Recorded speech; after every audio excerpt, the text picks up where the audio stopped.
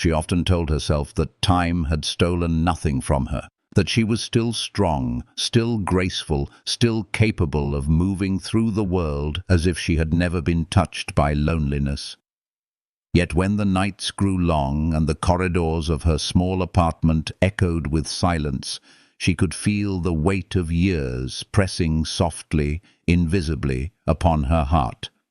It had been more than a decade since the divorce, and though the world insisted she looked younger than her age, though colleagues whispered that she had dignity and charm, her life had quietly folded in on itself like a book no one had opened in far too long. She was a woman of 47, living in a small town where everyone knew everyone, where gossip moved faster than the buses and the church bells rang louder than confessions. Every morning she would dress with care, a modest skirt that hinted at elegance, a blouse pressed neatly, her shoes polished, though she had no one waiting to notice such details. At the pharmacy where she worked, her voice remained warm, her smile polite, her gestures gentle. Customers said she had kind eyes, eyes that made one feel safe, even healed. But no one asked who waited for her at home. No one guessed that when she closed the shop and walked through the familiar streets with music playing in her ears, she was not escaping noise, but protecting herself from the deep quiet that waited beyond her door. Music was her shield, her fragile healing balm against solitude. Her ex-husband had remarried long ago, weaving a new story in another city. Her grown son had moved to Prague, promising to call, but often too busy to remember. She told herself it was natural, that children were meant to fly, that freedom was a gift. Still, she kept her phone on the table each evening, its screen dark, her heart beating with a secret hope each time it lit up with a message. She never let her colleagues see her sorrow. She wore her makeup lightly, but perfectly. She spoke of recipes, of neighbors, of the weather. She never spoke of the hollow ache of an empty apartment. And then came the day that broke the rhythm, not with thunder, but with something so ordinary it could have been overlooked.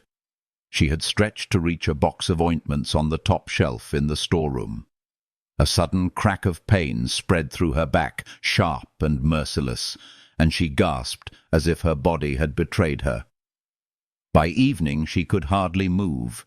She tried heating creams, tried lying still, tried ignoring it. But the pain was like a reminder, whispering, "You are not young anymore. You are vulnerable. You are alone." For 2 days she did not go to work. On the third, the doorbell rang. Her neighbor, Marina, stood outside with her usual bustle of energy, holding a pot of soup and the latest gossip. Marina was 5 years older, a woman whose laughter carried down the stairwell, whose presence filled every space. She peered at Oksana with concern. "You've vanished," Marina declared. "Not a word, not a sighting. What's wrong with you?" Oksana smiled faintly. "My back. Nothing serious." "Nothing serious?" Marina raised an eyebrow. "Nonsense. Listen, there's a man nearby, Anatoly. He used to work at a sanatorium, a master of massage. All the women go to him. They return glowing, walking lighter, as if their bones have been blessed. You should call him." Oksana laughed softly, though not without a tremor of unease. "You expect me to undress in front of a man I don't know?" "It's not like that," Marina insisted. "He is careful, respectful, a widower. His hands, they heal more than pain. You'll see. Here's his number." When Marina left, the slip of paper remained on the table like an unopened letter from fate. Oksana stared at it for a long time. She was not a child, she reminded herself. She was a grown woman, and yet her heart beat with something like nervousness, like anticipation she did not dare name. That evening, when the apartment felt heavier than usual, she dialed the number. The voice that answered was low, steady, calm. There was a warmth in it, a kindness that slipped into her chest before she could resist. He asked no questions beyond the necessary, offered an appointment for the next afternoon, gave his address, and spoke with a quiet assurance that made her believe him. When the call ended, she sat with the phone in her lap, her cheeks warmed by a blush she hadn't felt in years. The following day she spent longer than usual preparing. It was only a massage, she reminded herself. Still, she chose a long, dark blue skirt, a blouse with a neat collar, and gathered her hair into a low bun. A drop of vanilla perfume clung to her neck. Not for him, she told herself, but for the small secret joy of remembering she was a woman. The building where he lived stood at the edge of town, grey and unremarkable. Yet when the door opened, the ordinary frame became a doorway to something else. A tall man stood there, his eyes light, his hair touched with grey at the temples, his posture almost military. There was calm strength in him, but also a gentleness that disarmed her. Inside, the room smelled of eucalyptus and something softer, almost like balm for the heart as well as the body. The sheets were white, the posters on the wall anatomical, but the atmosphere was not clinical. It was quiet, warm, and healing. He asked her to change, left her privacy, returned with steady hands that carried no hesitation. The oil was warm, his palms confident yet delicate. When he pressed at the knot of pain in her back, she nearly moaned. He apologized with a smile, as though he knew the language of her body without her needing to speak. His touch was firm, but there was tenderness hidden in the strength. It had been so long since she had felt the weight of another's hands, so long since her body had been acknowledged as more than function. "Have you been alone long?" he asked quietly, his fingers moving with care. "More than 10 years, she whispered. "Me, 6. His voice carried no self-pity, only truth. After a pause, he added, "People come to me for pain, but they often leave with something more.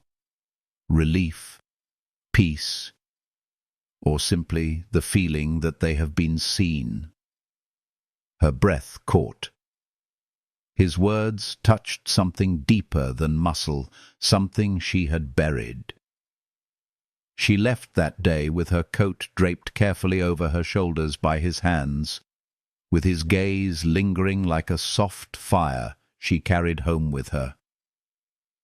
That night she lay awake, remembering the warmth of oil on her skin, the steadiness of his presence. The pain in her back was already less, but another ache had awakened, an ache she could not name. The next session came quickly.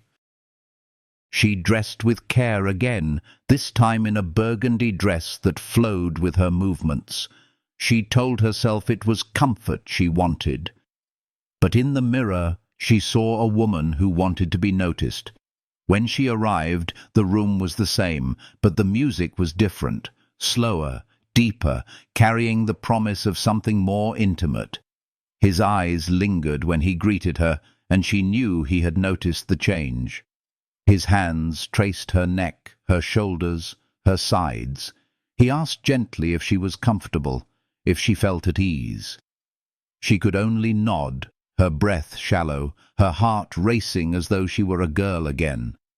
His fingers seemed to know her secrets, to read her exhaustion, her hidden longing. She wanted to melt beneath them, to surrender not from weakness, but from trust.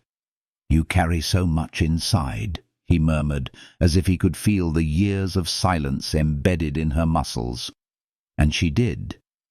Yet under his touch, the silence softened. She felt healed, not just in body, but in spirit, as though every careful stroke restored pieces of herself she thought had been lost. When he stopped suddenly, covering her with a blanket, whispering that he felt more than he should, her eyes filled with tears she did not let fall. She turned her head, met his gaze, and whispered, "Me too." That night she did not sleep. She replayed his restraint, his honesty, the nobility of stepping back when everything in her wanted him to step closer. For the first time in years, her heart trembled not with fear, but with anticipation. Something had awakened. Something had begun.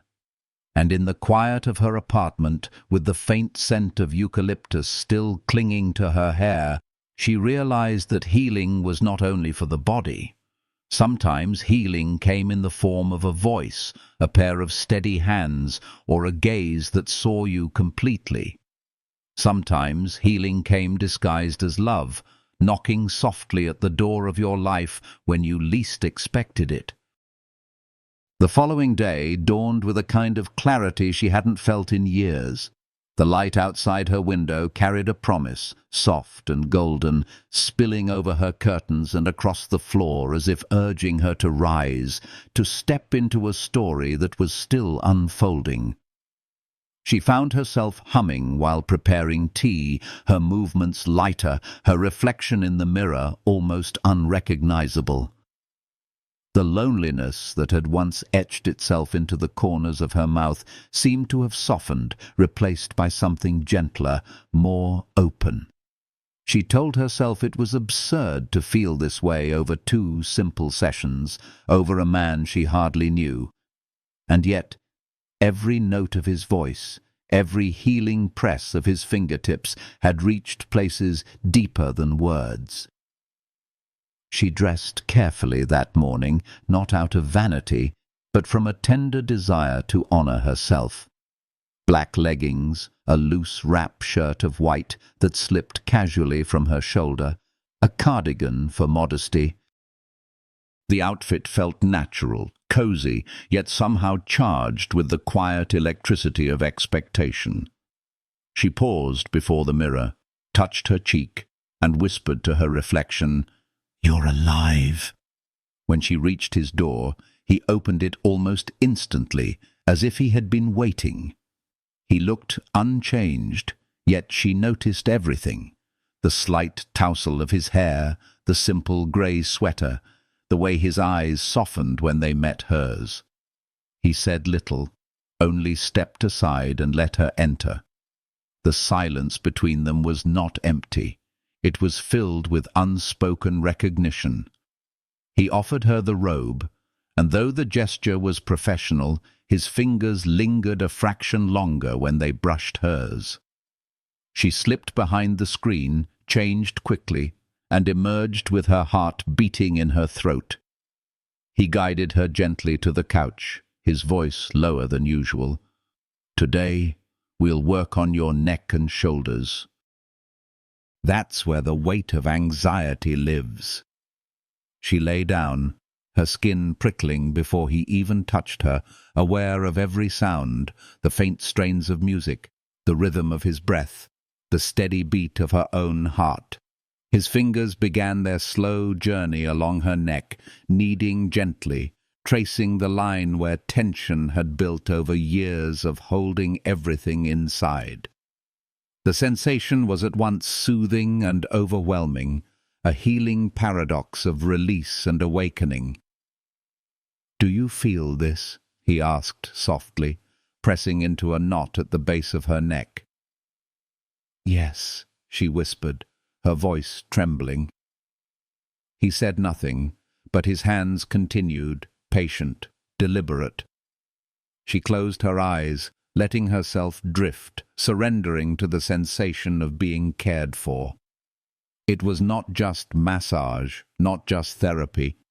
It was recognition, connection, a rediscovery of being seen. Each touch carried an unspoken message. You are not invisible.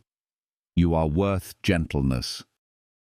At times, his breath brushed her ear as he leaned closer, and her body shivered. not from cold, but from the warmth that stirred in her chest. He asked if she was comfortable, if she needed a break, but she shook her head. She did not want to leave the cocoon of safety he had created. When his palm slid carefully along her collarbone, stopping just at the edge of the robe, she held her breath. He paused, as if listening not only to her words, but to her silence. The moment stretched, delicate, sacred, and when he continued, it was with such care that her eyes filled with tears. Tears not of sadness, but of release. Tears of a healing long overdue. "Do you put too much pressure on yourself?" he asked, almost as though speaking to the knot itself, not just to her. "I'm a woman," she answered simply.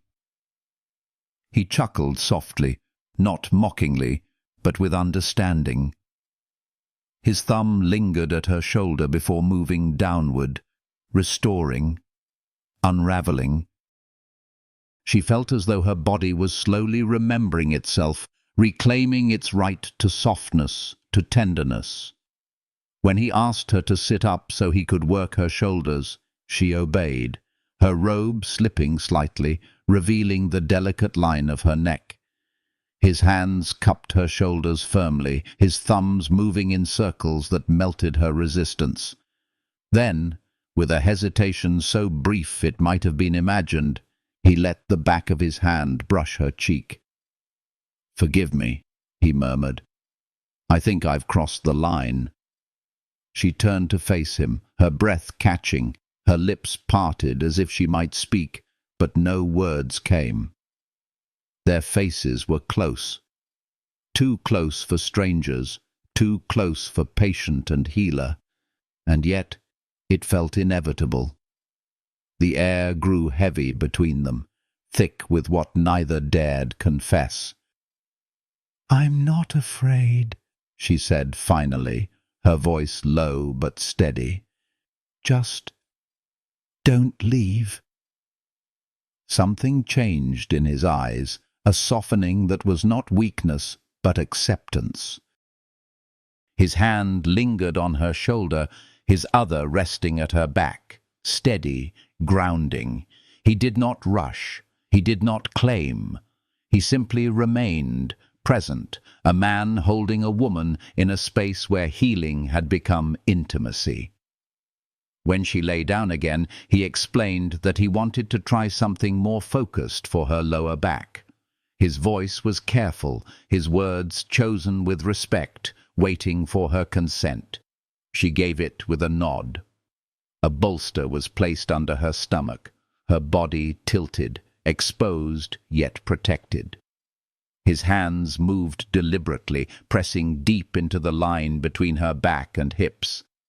The sensation was intense, too intimate to be merely clinical, but not invasive. He knew where to stop, how to hover at the threshold, how to honor both her trust and his restraint. She tried to hold her breath, but sighs escaped, fragile and pleading, betraying the depth of what she felt. He did not comment, only whispered once, "It's all right. Let your body speak." And so she did. She let go, let the years of silence dissolve into the steady rhythm of his touch. She let the loneliness flow out of her, replaced by a warmth that spread not only through her muscles, but through her soul. When he finished, he covered her with a blanket again and sat quietly at her side. They did not speak. They did not need to. Her hand found his, their palms meeting with the simplicity of truth. She whispered, almost to herself, "If this continues, it won't be just massage." "I don't want it to be just massage," he answered, his voice trembling with honesty. She closed her eyes, leaned into his presence, and for the first time in years felt that she was not merely existing, but beginning anew. Healing, yes, but more than that, living. The next morning, she awoke not in her apartment, but in his. The scent of eucalyptus was gone, replaced by the faint aroma of green tea and the deeper musk of a man's space. For a moment she did not recognize where she was, and then the memory came flooding back. His arms around her, the quiet confession, the way they had drifted into sleep side by side, untouched, yet closer than she had ever been with anyone. He appeared with tea, his shirt casually unbuttoned, a scar at his collarbone visible. He noticed her gaze and smiled, unashamed. "An old fight," he explained, "and nothing more." She didn't need more. His presence was enough. "You're the first I've let stay overnight," he said after a silence. Her cheeks flushed. She felt like a girl again, a girl rediscovering the trembling sweetness of being chosen, of being held. They said little, but every silence was full. In the days that followed, they began to meet not only for sessions, but for evenings together. Tea on the balcony, dinner wrapped in blankets, laughter that felt like balm to wounds both had carried too long. It was not dramatic, not reckless. It was quiet, healing love, the kind that seeped into every corner of the soul like light filling a darkened room. Yet even in healing, life carries trials. One evening he confessed that the sanatorium had called him back, offering him a position in another city, a stable income, a chance at something new. Her heart tightened. The thought of losing him so soon was unbearable, yet she said nothing, only pressed closer to his side. When he did not return one night, when his phone remained silent, her world tilted. Fear crept in, sharp and merciless. She imagined accidents, abandonment, loss. She imagined the universe cruelly taking back the gift it had given. Her heart ached not from loneliness this time, but from the terror of losing the healing she had just begun to believe in. She went to the train station, read the timetable with trembling hands, and whispered a silent prayer. Don't let it end like this. Days passed without word, each moment a torture of waiting. And then, on the 8th day, the doorbell rang. He stood there, his coat dusty, his phone broken, his face weary but alive. She did not cry, she did not speak. She simply threw herself into his arms, clinging as if he were breath itself.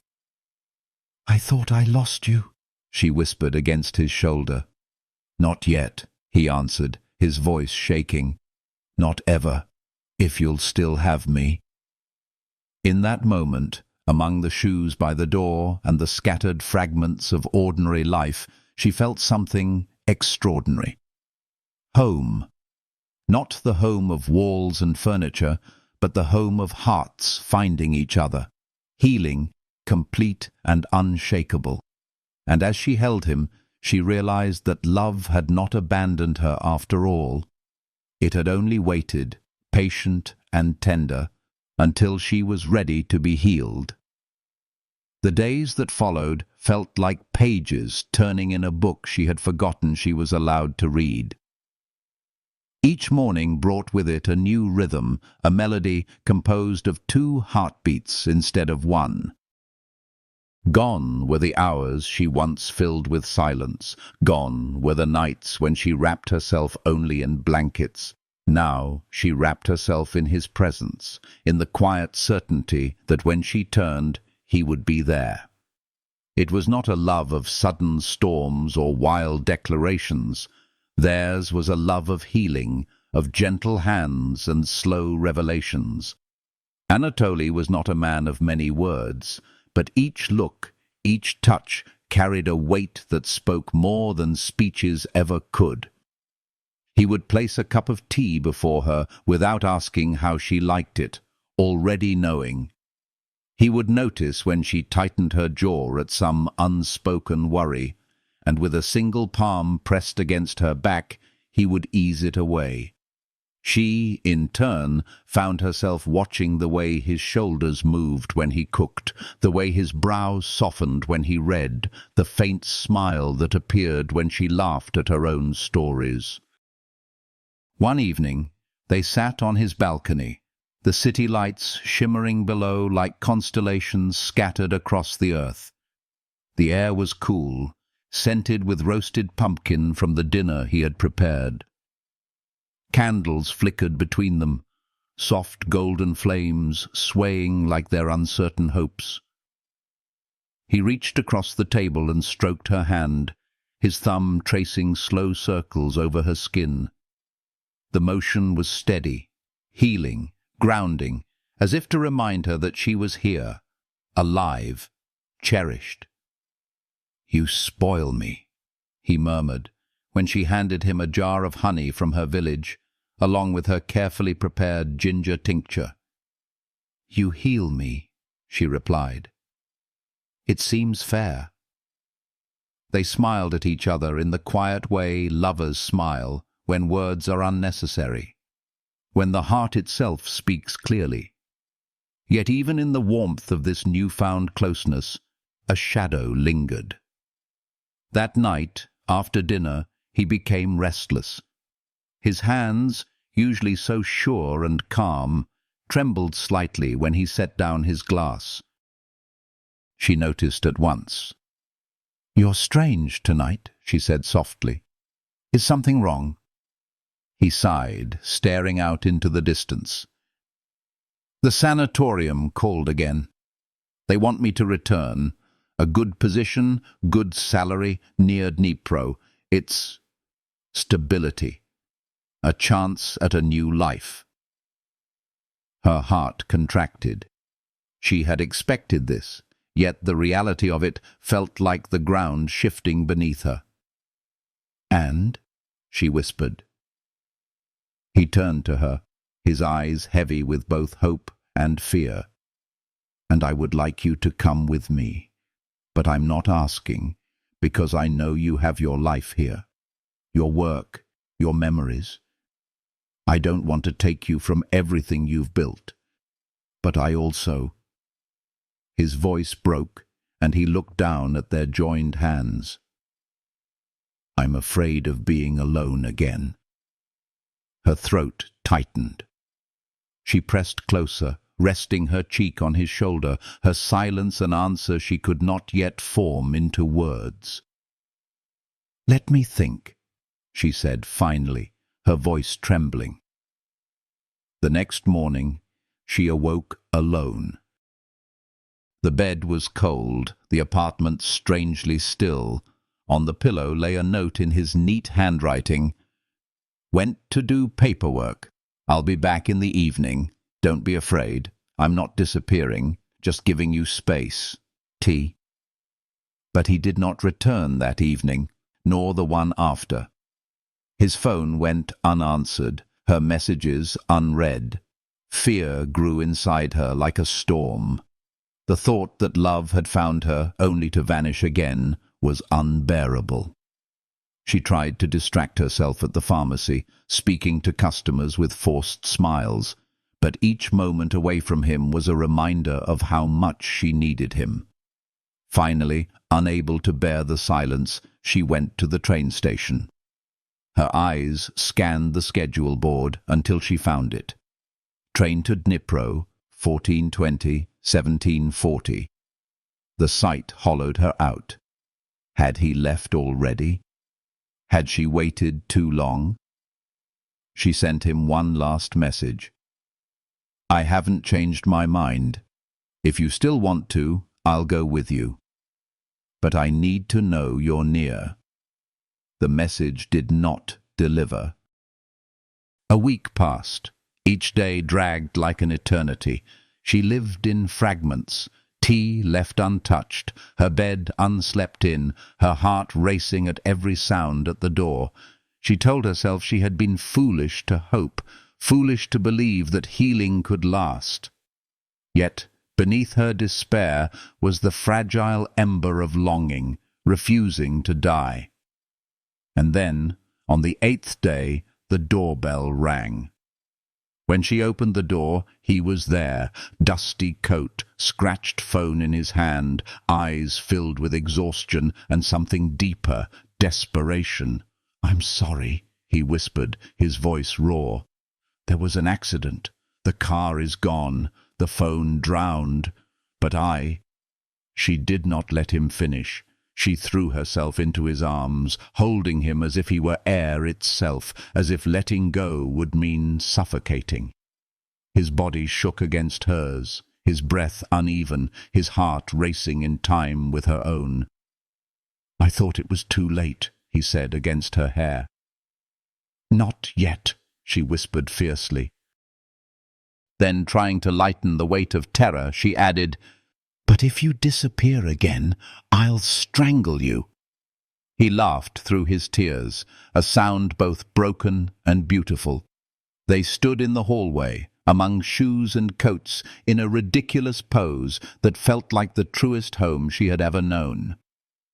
From that moment, something shifted between them. It was no longer about sessions or massages, no longer about healing muscles or soothing aches. It was about being together, fully, without hesitation. They spent mornings wrapped in each other's presence, afternoons sharing simple meals, evenings speaking in silences heavier than words.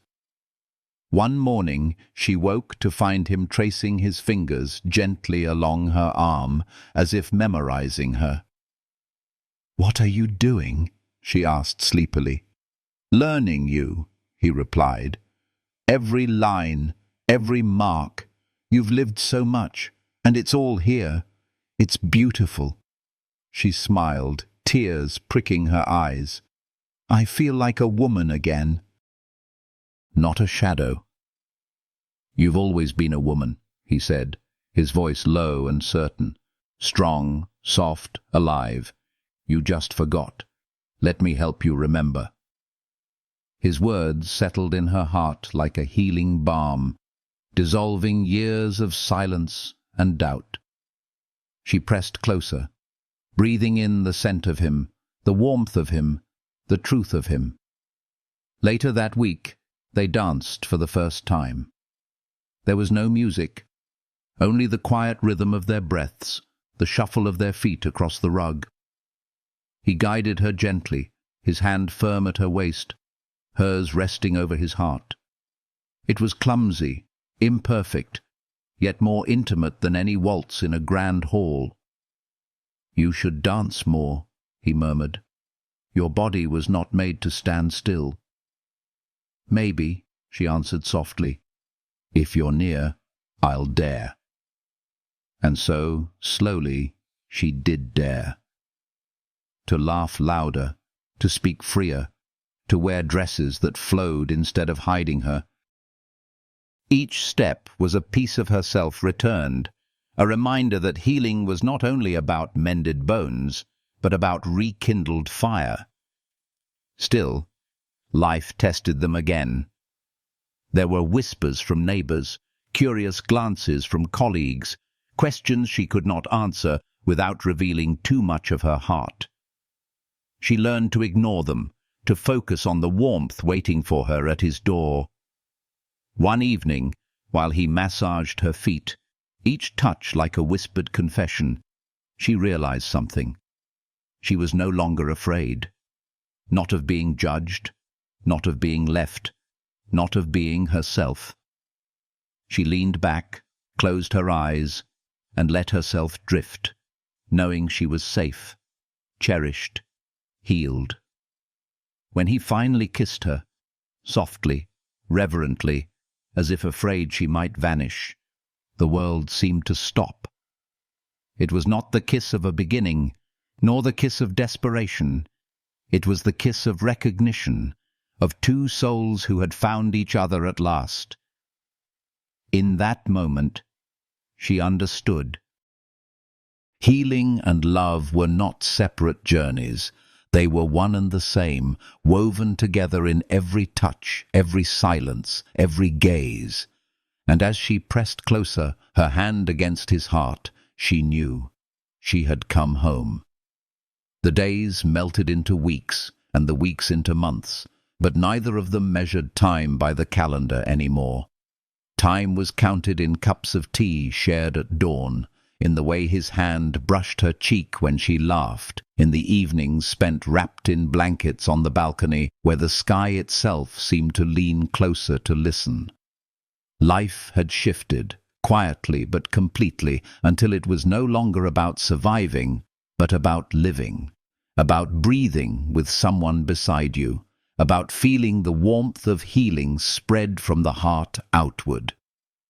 Every morning she woke not to silence, but to the rustle of him moving in the kitchen, the clink of a spoon against porcelain, the faint aroma of tea leaves steeping. Sometimes he would hum under his breath, a tune with no name, and she would lie there for a moment, letting it wash over her like a blessing. When she rose, he would already be waiting with a cup in hand, his eyes soft, his smile small but steady. And in those moments she felt younger than she had in years, not because she looked it, but because she believed it, because the weight of loneliness had lifted, leaving space for light. Their love was not dramatic or loud. It was tender, quiet, built on 1,000 gestures that required no announcement. He would drape a scarf around her shoulders without being asked. She would leave notes in his coat pocket, little reminders that he was cherished. Their intimacy was not rushed, but deliberate, like a garden slowly blooming after a long winter. Every glance, every touch carried healing, as if each of them had been waiting a lifetime to be seen so clearly. Yet, beneath the peace, there remained currents of fear, unspoken, but undeniable. She feared losing him the way she had lost before. He feared the fragility of happiness, as if the universe might snatch it away the moment he trusted it too much. Sometimes she would wake at night to find him sitting silently by the window, his gaze lost in the dark.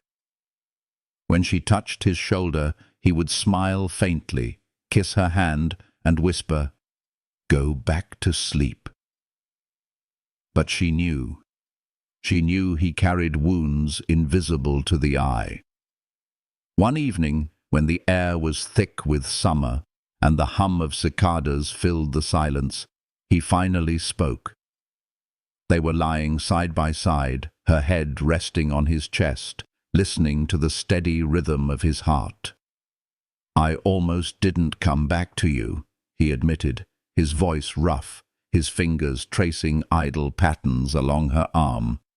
"After the accident, I thought maybe it's a sign, maybe I should disappear, spare you the weight of me. But then I saw your face in my mind, and it pulled me through. You're the reason I came home." Her breath caught, tears stinging her eyes. She lifted herself, looked down at him, and cupped his face in both hands. "Don't ever say that again. Don't ever believe that healing means leaving. Healing means staying. With me, always." He kissed her then, slow and reverent, as though sealing a vow. From that night on, their love grew deeper, their bond more certain. They began to speak of the future, not in grand plans, but in small, hopeful fragments. A little house with a garden, a trip to the seaside, a life measured not in years, but in moments of shared breath. She found herself daring more. She wore brighter colors, dresses that flowed when she walked, earrings that caught the light. She laughed louder, let her hair down more often, and when neighbors whispered, She no longer cared. She was alive. She was healing. She was loved. One rainy afternoon, they stayed inside, the world outside blurred by grey mist. He cooked while she read aloud from a book of poetry, her voice filling the kitchen like music. At one point, he came up behind her, wrapped his arms around her waist, and rested his chin on her shoulder. "Do you know," he whispered, "that every line of your voice heals me more than any medicine ever could?" Her heart swelled. She turned in his arms, kissed him softly, and said, "And every touch of your hands has taught me how to live again." They held each other there, in the middle of a small kitchen, with pots simmering and rain tapping against the windows, and it felt like the center of the universe. But love, even healing love, is not without its trials. There were moments of doubt, of miscommunication, of old scars reopening.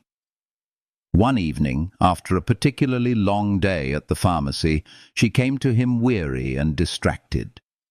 He asked a simple question, and she answered curtly, her voice sharper than intended. The silence that followed was heavy. Later, she found him in the massage room, sitting with his hands clasped tightly together. She knelt before him, her heart aching at the sight of his eyes, shadowed with hurt. "I'm sorry," she whispered. "Old habits, old walls, they come back sometimes." He reached out, took her hands in his, and pressed them against his chest. "Then let me help you tear them down, piece by piece. We've both carried too much alone. We don't have to anymore." She nodded, tears spilling, and in that moment she realized that true love was not about perfection, but about choosing each other, again and again, even in the shadows. Healing was not a destination, but a journey they walked together, hand in hand. Their intimacy deepened.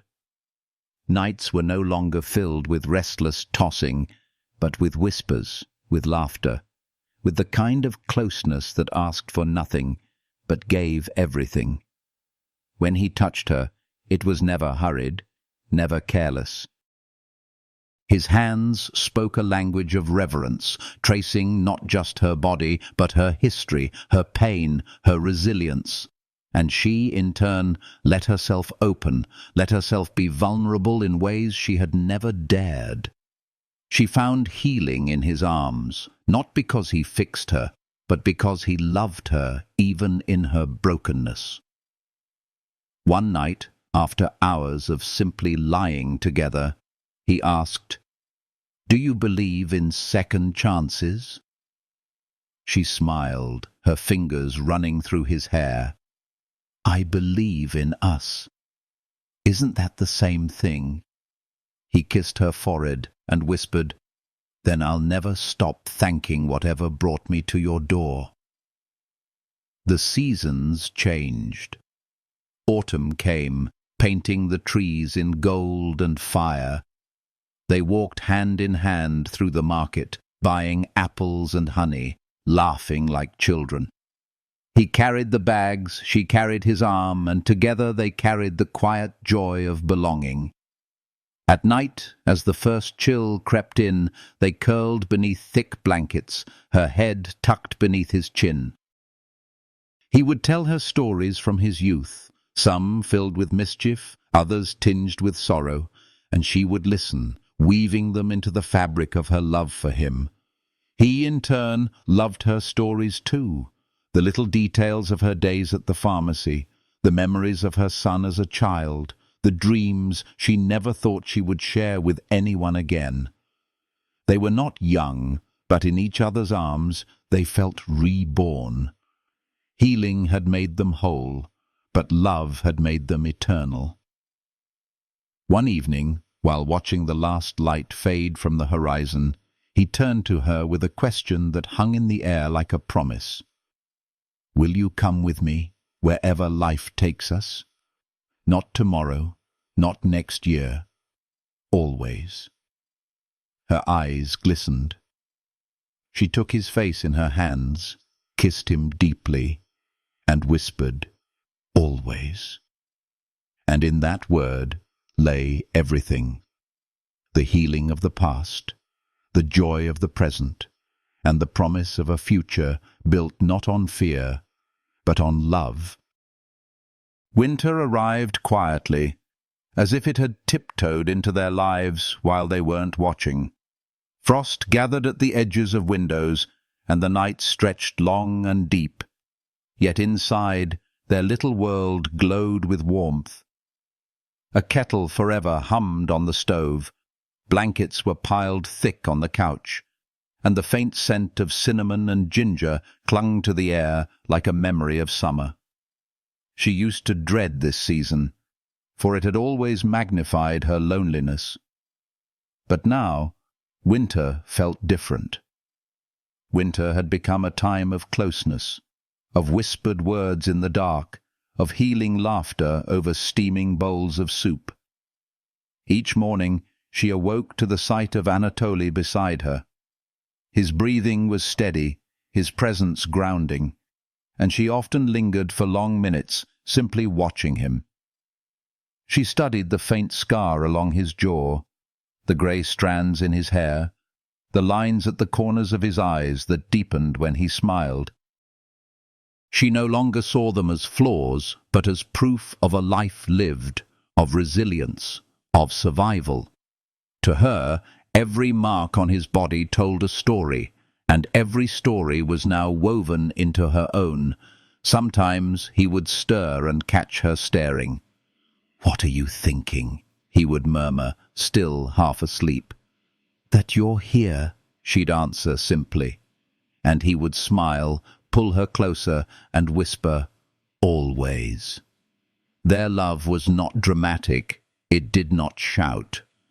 It was a steady flame that warmed without burning, a healing presence that reminded them daily of the miracle of finding each other so late, so unexpectedly, yet so completely.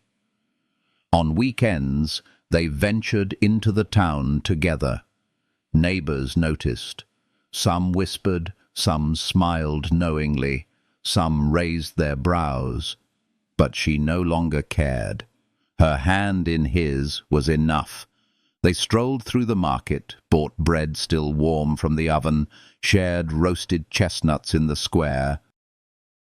To outsiders, it may have looked ordinary, but for her, it was extraordinary. The simple joy of belonging to someone, of walking side by side without fear. One evening, as snowflakes began to fall, they lit candles and sat by the window watching the world turn white. He poured her a glass of red wine, his fingers brushing hers as he handed it over. The silence between them was comfortable, rich with unspoken understanding. "Do you ever think," she asked softly, "how strange it is that we found each other? That a pain in my back led me here, to you?" He chuckled, low and warm. "Life has its ways. Sometimes healing begins where pain starts." She smiled, tears pricking her eyes. "You've healed more than my back, Anatoly.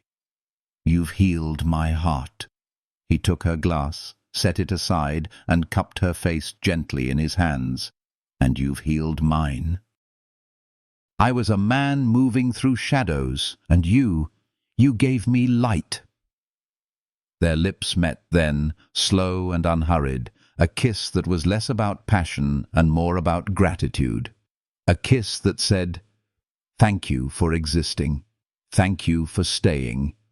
As weeks passed, they began speaking of the future more boldly, not in distant dreams, but in concrete steps.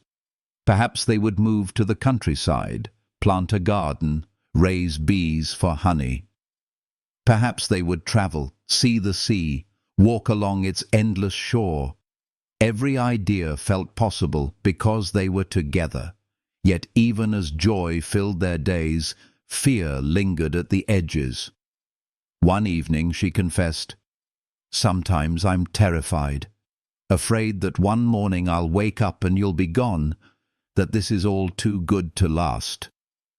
He drew her into his arms, his voice steady against her hair. "Love is not about guarantees. It's about choosing each other every day. And I choose you. No matter what storms come, I choose you." Those words became her anchor. Whenever doubt crept in, she repeated them to herself, letting them settle in her heart like a healing balm. Spring came at last, and with it, new beginnings. Blossoms painted the trees pink and white, and the air grew fragrant with renewal. On one bright morning, he surprised her by leading her to a small piece of land outside town. "Here," he said simply, his arm around her.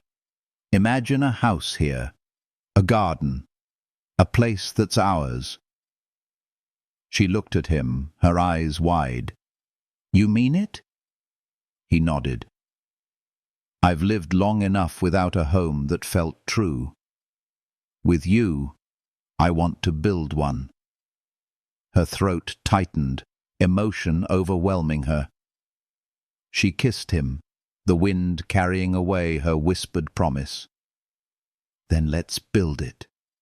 Together." The months that followed were filled with plans, with sketches drawn on scraps of paper, with afternoons spent dreaming under the shade of trees. They worked side by side, not rushing, not chasing perfection, but savoring each step. And with every decision, every shared vision, their bond deepened.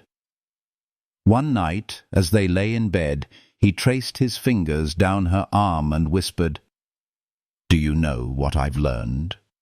"What?" she asked, her voice drowsy. "That healing is not an end. It's a beginning. Healing made room for love, and love makes room for everything else." She smiled, her heart swelling. "Then let's keep beginning, every day." And they did.